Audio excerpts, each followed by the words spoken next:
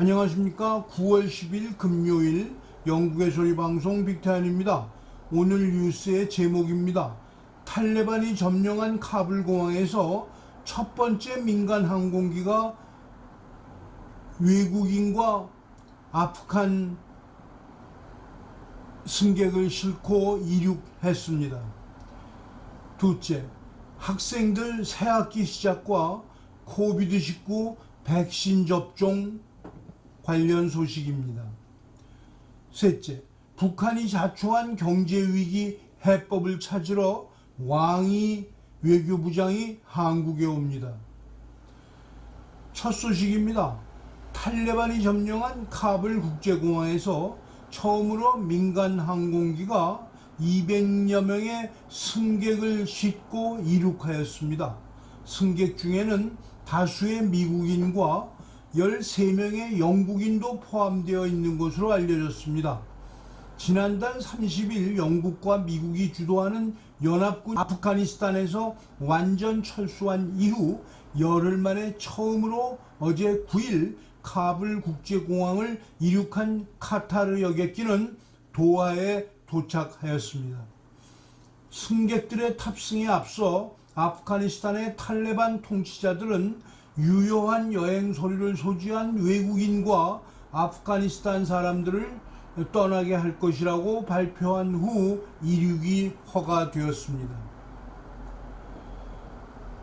이로써 서방세계 언론들은 미처 떠나지 못한 외국인들이 탈출할 수 있는 가능성이 열렸다고 조심스러운 관측을 내놓고 있습니다.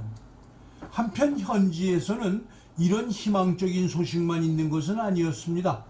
아프가니스탄의 두 언론인은 수요일 거리로 나온 여성 시위대를 보도한 후 탈레반에 체포되어 태형을 당했습니다. 현지 에틸라트 로츠 신문사에서 일하는 기자 니마트 나크디와 타키 다리아비는 시위를 취재하던 중 체포되어 모욕과 발길질, 채찍질을 당했다고 말했습니다.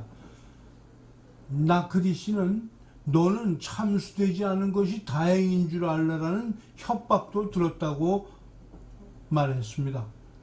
그는 국제통신사 AFP에 그들은 촬영 중인 모든 사람들을 체포하고 휴대전화를 가져갔다고 말했습니다. 국제보도협회가 탈레반의 아프가니스탄에서 언론인에 대한 구금과 폭력 사용을 즉각 중단하고 언론이 보복을 두려워하지 않고 자유롭게 보도할 수 있도록 허용하라고 촉구하면서 기자들의 태형 사실을 폭로하였습니다. 언론자유감시단체에 의하면 화요일과 수요일에 탈레반에 의해 최소 14명의 기자가 구금되었다가 석방되었다고 성명을 발표하면서 이 중 6명 이상이 구금되어 있는 동안 폭력을 당했다고 보도하였습니다. 둘째 소식입니다.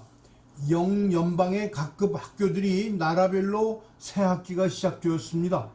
코로나 바이러스 사례가 계속 증가함에도 불구하고 잉글랜드와 북아일랜드 학교들은 9월 1일부터 개학하였고 웨일즈는 9월 2일부터 아이들이 교실로 돌아왔습니다. 겨울이 긴 스코틀랜드는 8월 16일에 개학하였습니다. 일찍 추워지고 눈이 많이 오는 스코틀랜드는 학사 일정도 그만큼 당기고 있습니다. 웨일즈의 교육부 장관은 12세에서 15세 사이의 예방접종에 대한 결정이 곧 내려질 것이라고 말했습니다.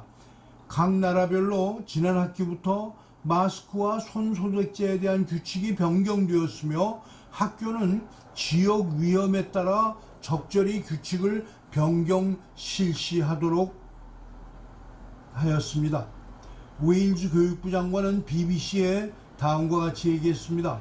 영국 4개국의 최고 의료 책임자들은 이에 대해 곧 결정을 내릴 것으로 보인다는 것입니다. 백신에 대한 조언을 제공하는 백신 및 예방접종에 관한 합동위원회는 지난주에 코로나19 위험이 낮은 젊은이들에게 잽을 가하는 것이 미미한 혜택이기 때문에 승인을 받지 못하고 있었다고 밝혔습니다. 그러나 현재 최고 의료 책임자들이 검토하고 있는 교육 중단을 줄이는 것과 같은 다른 잠재적 이점은 고려하지 않았던 결과라고 말합니다. 우선 순위는 아이들이 학교에서 계속 배울 수 있도록 하는 것이라고 덧붙였습니다. 또한 모든 학교는 늦어도 9월 20일까지는 새로운 코비드 규칙을 채택할 것으로 예상됩니다. 교실에서 마스크 사용은 더 이상 권장되지 않으며 교육장관은 여름방학 전에 학교 거품이 사라질 것이라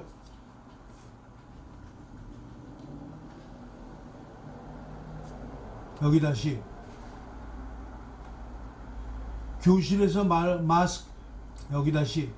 교실에서 마스크 사용은 더 이상 권장되지 않는다고 말했습니다.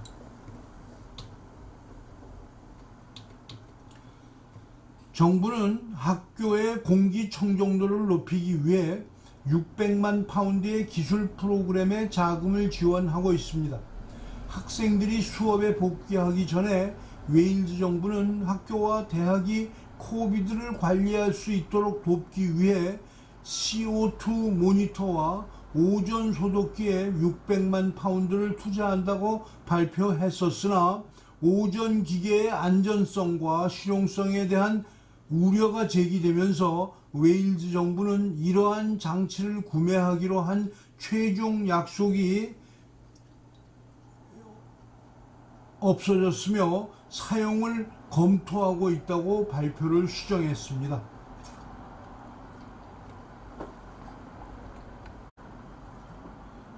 셋째 소식입니다.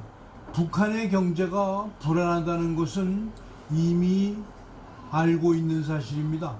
최근 들어 더욱 악화된 북한 경제를 도와주는 방안을 한국 정부와 함께 찾기 위해 다음 주 중공의 왕이 외교부장이 한국을 방문한다고 미국의 북한 문제 전문가들은 예언하고 있습니다. 자세한 소식 BOA 영상으로 보시겠습니다. 미국 하버드대 벨퍼 센터의 존 박 코리아 프로젝트 국장은 9일 코리아 소사이어티가 북한 주식회사와 중국이라는 주제로 개최한 화상 간담회에 참석했습니다. 존 박 국장은 중국은 신종 코로나 바이러스 대유행 이후 북한이 국경 봉쇄 등을 통해 스스로 경제 위기를 초래한 상황을 불안해하고 있을 것이며 중국은 이런 북한을 불안정한 변수로 볼 것이라고 분석했습니다.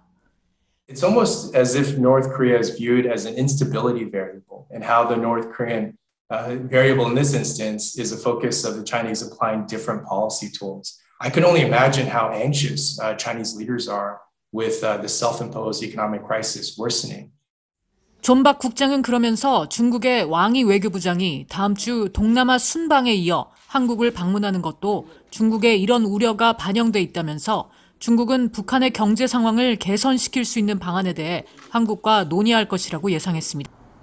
한편 미국의 군사 전문가들은 북한의 미사일과 핵기술은 날로 발전하고 있음에도 불구하고 미국의 대북한 미사일 방어 능력은 완전 제어할 수 있는 수준에 다다르지 못하고 있다고 우려하는 목소리가 나오고 있습니다.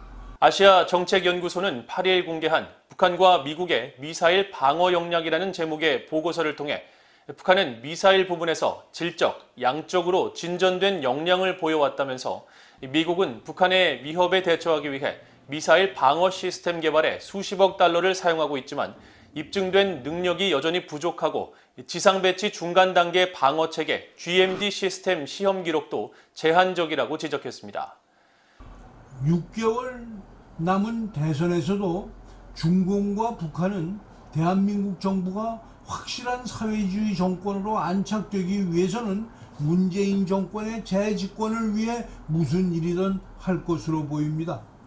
더욱이 중공의 입장에서는 한반도를 두 개의 나라로 보지 않고 있으며 이미 하나로 보고 있다는 사실입니다.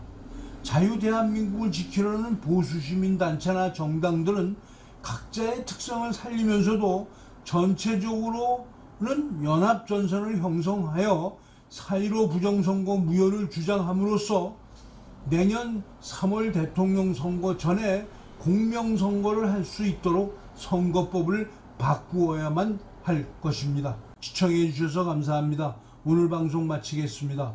즐거운 주말 보내십시오.